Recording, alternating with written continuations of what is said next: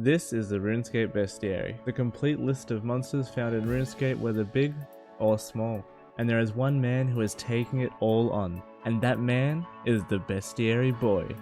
Starting from the lowest levels, we'll be working our way up the list, getting all requirements we need along the way, and eventually making it to the final goal. Welcome to Besting the Bestiary. How's it going, everyone? And welcome to episode 19 of Besting the Bestiary. If you guys are new here and want to see what the series is about, have a little peek of the playlist, which you can get to from the card in the top right and or in the description below. In the last episode we went back and we kind of revamped our Bestiary hit list, and we made a little bit of fixes in there as well, which may end up as a recurring thing as more updates come into the game, but we'll fix that up as time goes on. In this episode we're kicking back from where we were 2 episodes ago, starting at combat bracket 41. Let's get into it. The first thing we're taking on here is an Abyssal Leech. So we are heading into the wilderness just very briefly, just to the Zamorak Mage, because these guys are found in the abyssal areas, hence the name.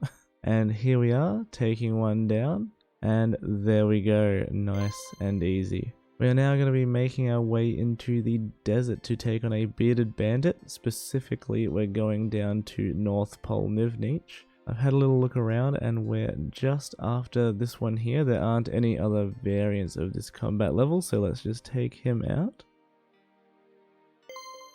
Now to round out the combat bracket, it's time to take on the last Flesh Crawler variant. Luckily these guys aren't too hard. Wow. Of course we get a scepter piece on 1 kill, Jesus Christ. Well, that's going to be sitting in the bank forever. After that kill, we have actually completed combat bracket 41. Not really too much to be said here, we'll just change the colours over to green, but I mean there was only 3 monsters in the bracket and we're lucky we could get all of them done with no dramas at all. Let's not waste time and let's move on to the next one. So here we are, just west of Canifus. It is time to take on a ghoul. Hey, don't run from me. There we go. Oh, I didn't realise this was a diary task. Oh well, moving on. Sticking in the Mori theme, we're headed to the Haunted Mine. Now, like the last time we were here, we're taking on a monster that is kinda activated by walking past or near it. So now that I'm here, we just have to find it. The wiki said that it was on the 2nd floor, so I won't have to progress into the actual quest to get to it, which is good. And there is a specific examine text on the NPC that I'll be looking for, and then we'll start looking from there. Ah, yep, here we are. These are the 2 lads we need. Now we just kind of need to activate them. I'm not really sure. I hope the combat level that I'm at won't really affect them, but it didn't for the other thing. Alright, so I've been walking in front of these and around these 2 skeletons for about 10 to 15 minutes or so, and they don't really seem to be triggering. Even the hazes from the last time that I was struggling with haven't activated or hit me either, so I'm really unsure what the way is to trigger these things organically. I might sit here for a few minutes, but then I'll move on, and if anyone has any tips, just hit me up. So here we are in the east part of the desert to take on a lizard, which has a slayer requirement of 22, which we already have. Now to just drop some ice on it and kill it, because that makes sense. And just west of the lizards, very very close to the Shanty Pass, we are going to be killing one of the Ugthunkis. And he was no dramas at all. Next up, one of the Berthorpe archers. I don't think I've ever come here to kill these guys, or, well, I guess really in general, but here we are in the Tavley dungeon taking out a magic axe.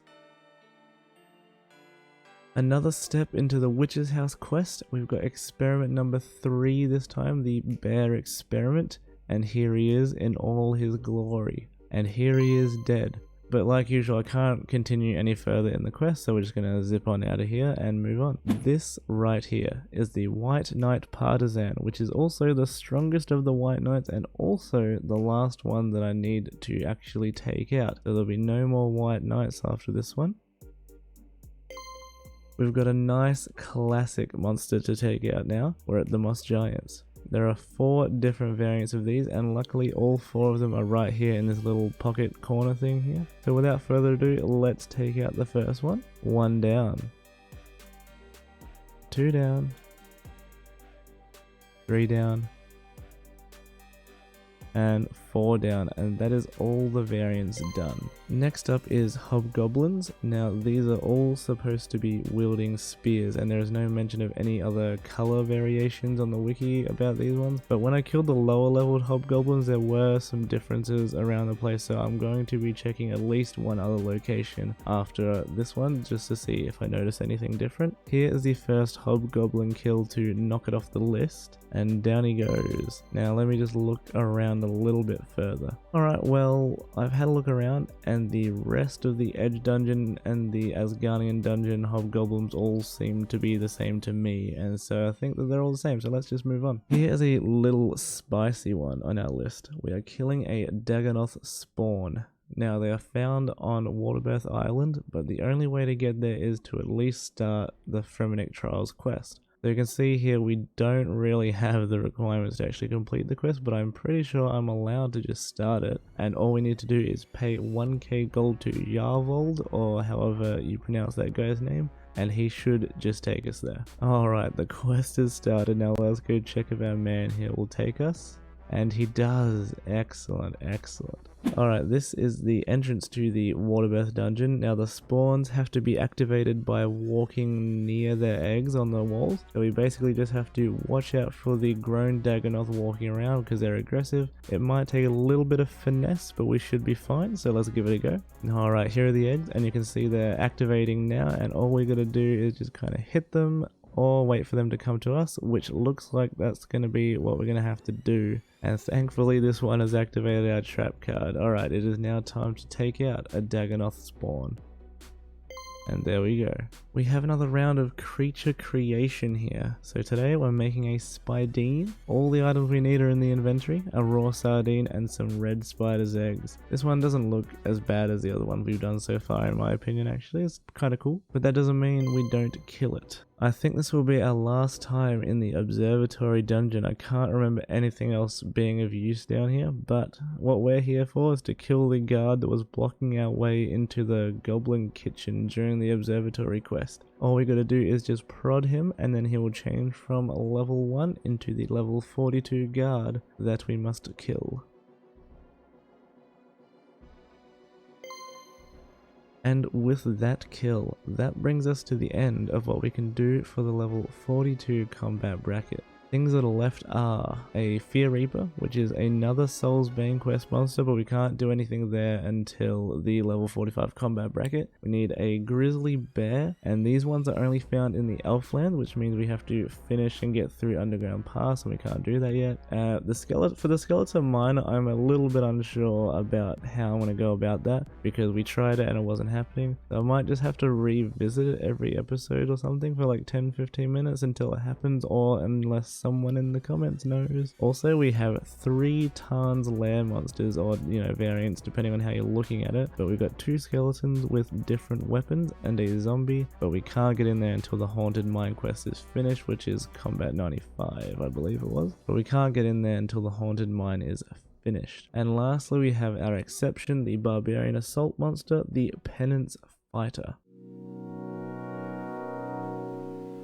Alright, we're going to kick off the new bracket with a Slayer monster, the Pyre Fiend. So we only need 30 Slayer for this guy, but we already luckily have that, so that means we don't have to mess around with anything. Now looking at them, it seems as though they all look the same, except for they kind of look like it has different sizes, and to me I'm just going to classify them as one big and one small one from the looks of it. So what I'm going to do is I'm just going to tag it using the Runelight feature, and then we're going to kill one big one and one small one for the different variants for the list. So here's the big one, and here goes down the small one.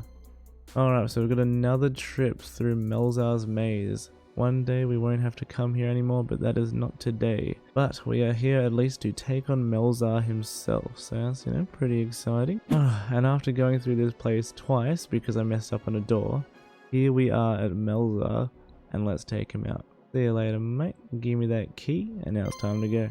So up next is an interesting one that has potential to cause issues, but it might not, I don't know. We're going to the fabled Barrows. Now obviously I'm not going to be killing any of the brothers because they're too high level, but we just need to go into the tunnels to take on a crypt rat. Alright, so we've got our run energy all up ready to go, and we are just gonna hope to not die to any of the Barrows brothers. So again, we're just killing a crypt rat. We've just got to find our tunnel, and that's it. Oh no, there's a guy there. Alright, so search, okay, and how much does he do? Nothing. Excellent. That's Darrock's checked. Alright, Verax, not it. Arms, not it. 9, okay, not too bad. Borags, not it. Honestly, I expected to take a little bit more damage than this. Carol, of course it's the last one that I check. Alright, so we've got a Guthan's tunnel here. And all we're gonna do is find a crypt rat. Yes, I am fearless. Alright, hopefully, oh there's one. Oh, yeah, that's right. Door? Now this is the only annoying thing. There's the potential chance for Big Boy to spawn at any point. Crypt rat level 43. I need you. No. Giant crypt rat? No thank you. I need a regular crypt rat. I suppose I just wait here until one walks down near me. This is not going to be fun when I have to come back down here in the future. There we go. Okay, regular crypt rat level 43, the last on our list, thankfully came over to us. So once we kill it, just teleporting the heck out of here. We don't need to do anything here. Alright, well that honestly went so much smoother than I anticipated. I thought we were going to get murked and it was just going to be real difficult, but there we go, another thing smashed and popped off our list. Alright, so that actually marks the end of what we can kill in the combat level 43 bracket. So we've got the Confusion Beast, which is a Soul's Bane progress, which is just like the other Soul's Bane things. I can't go there until combat level 45. We've also got the Guardian of Armadil female, which requires Temple of Iakov progress, but I have checked and I need to fight the Combat 84 first beforehand. And also we have the Penance Ranger of Barbarian Assault that I have forgotten to change the color to. And there we go. So that is it. We move on to the next bracket. Alright, and that actually marks the end of this video. I would like to first of all apologize for how long that this video has taken to come out. Just, you know, a bit of life being getting in the way and it's just hard to keep up with this. But that in saying that, remember we are always making progress and we are always going to be coming out with a new video. It just, the amount of time will vary every single time. I'm kind of busy for the next few weeks again, but after that I don't foresee anything taking up too much of my time. So I should hopefully very soon be able to start cranking things out again. But I will say that in the next video, I have checked, we've got another bit of a construction grind, but it's only to 74, and I think I may have outlined my plan for that the last time we talked about this, but if not, I'm just going to leave it for the video and you'll see what I do to get to 74 construction. But with all that being said, thank you all so very much for watching. Hopefully you're looking forward to the next episode and I will see you guys all then. See you later.